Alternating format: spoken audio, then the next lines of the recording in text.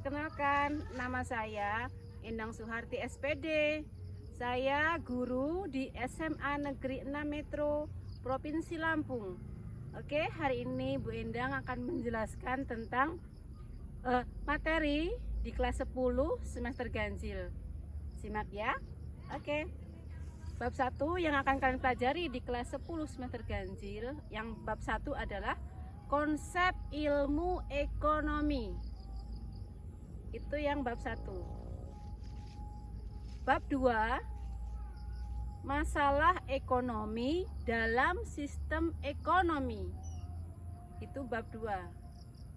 Kemudian bab 3 yang akan kalian pelajari di semester ganjil kelas 10 adalah peran pelaku ekonomi dalam kegiatan ekonomi. Kemudian bab 4 adalah terbentuknya keseimbangan pasar dan struktur pasar. Bab 4. Kemudian bab 5, lembaga jasa keuangan dalam perekonomian. Itu bab 5. Jadi ada 5 bab yang harus kalian pelajari di kelas 10 semester ganjil.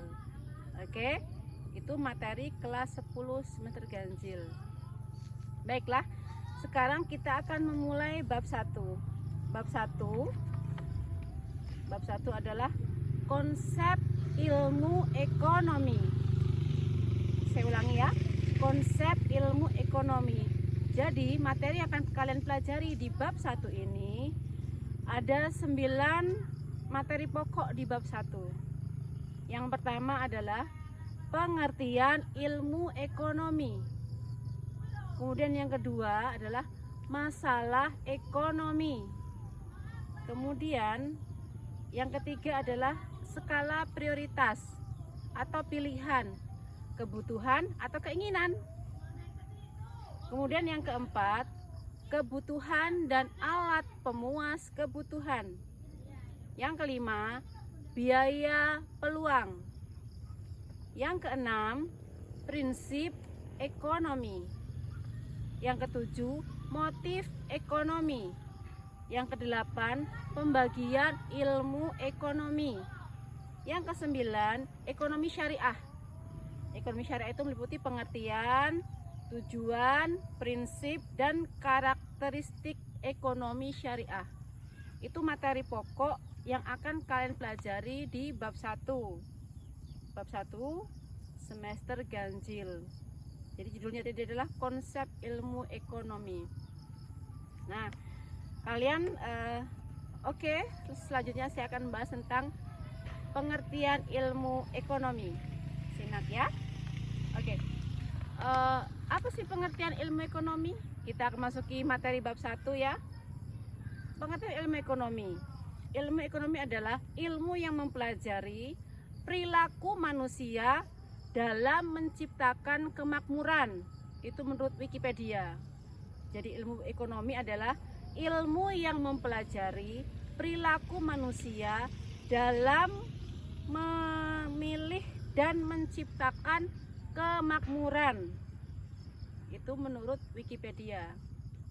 Kemudian pengertian ilmu ekonomi menurut M. Manulang, ilmu ekonomi adalah ilmu yang mempelajari bagaimana memenuhi keinginan manusia atau masyarakat demi tercapainya kemakmuran.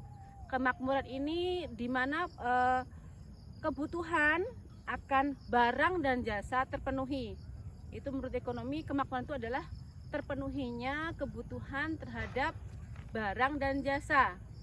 Jadi kalau misalnya kita cukup makan, cukup pakaian, ada rumah, kebutuhan primer dulu lah itu tercukupi, maka kita bisa disebut sudah makmur, tercukupi. Artinya tidak kekurangan. Itu secara ekonomi ya, seperti itu. Kemudian yang kedua kita akan bahas tentang masalah ekonomi. Sebenarnya masalah ekonomi itu apa? Masalah ekonomi itu adalah sebenarnya kenapa ada masalah ekonomi? Karena terbatasnya sumber daya, baik sumber daya alam, sumber daya manusia, sumber daya modal, untuk memenuhi kebutuhan yang beraneka ragam. Manusia itu kebutuhannya banyak sekali ya. Ada kebutuhan primer, kebutuhan sekunder, kebutuhan tersier, kebutuhan kuarter ya. Jadi kebutuhan manusia itu banyak sekali.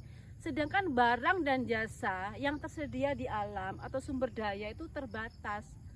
Kebutuhan manusia tidak terbatas, sedangkan barang dan jasa atau sumber daya itu terbatas. Jadi timbullah kelangkaan atau kekurangan.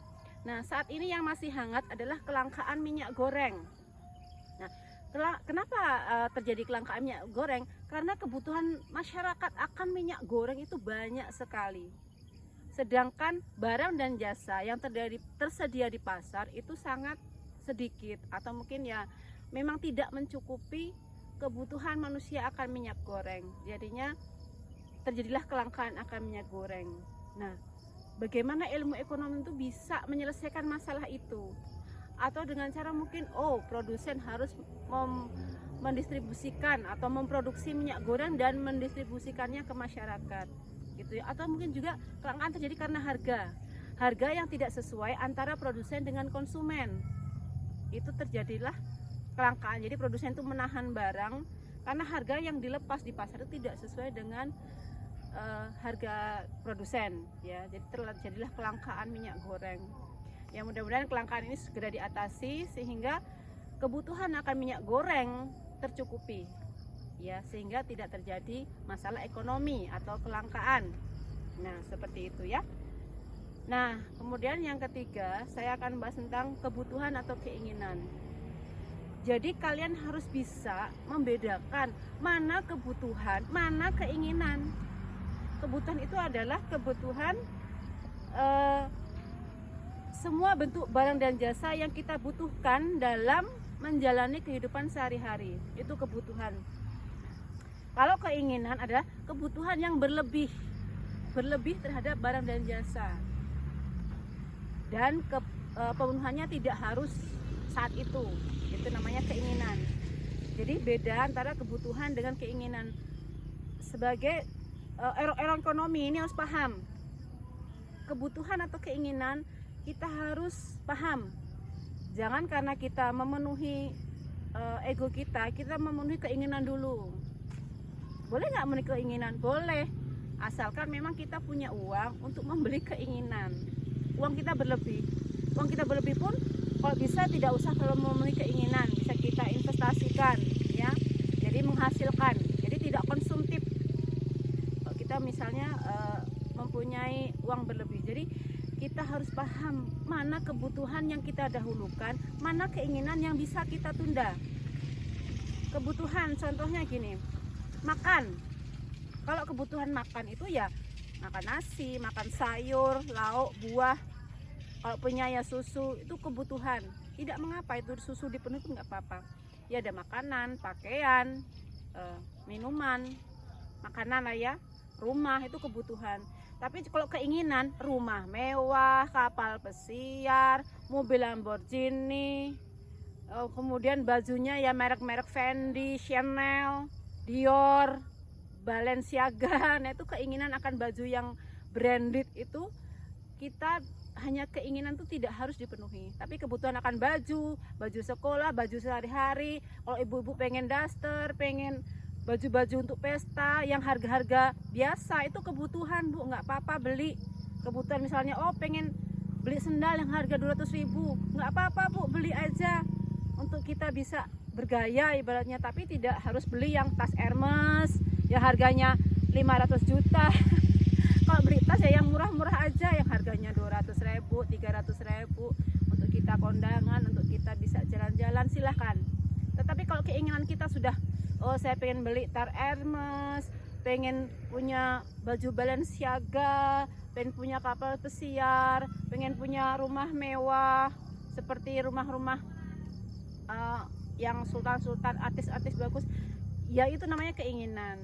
Boleh nggak keinginan boleh, tapi kalau kita berlebihan uangnya, berlebihan pun tidak harus kita konsumtif lah ya, jangan terlalu konsumtif. Jadi kita tuh bisa memanajemen keuangan kita. Jangan kita konsumtif membeli yang mewah-mewah lah, sementara uangnya dari mana. Kalau ada uang lebih silahkan diinvestasikan, misalnya beli tanah, beli sawah, beli ladang, kita tanamin yang menghasilkan, misalnya kebun jeruk nih, ini investasi nih, investasi suamiku nih, kebun jeruk ini investasi. Jadi kita harus bisa membedakan mana kebutuhan, mana keinginan. Jangan kita hanya gara-gara memenuhi keinginan, kebutuhan kita.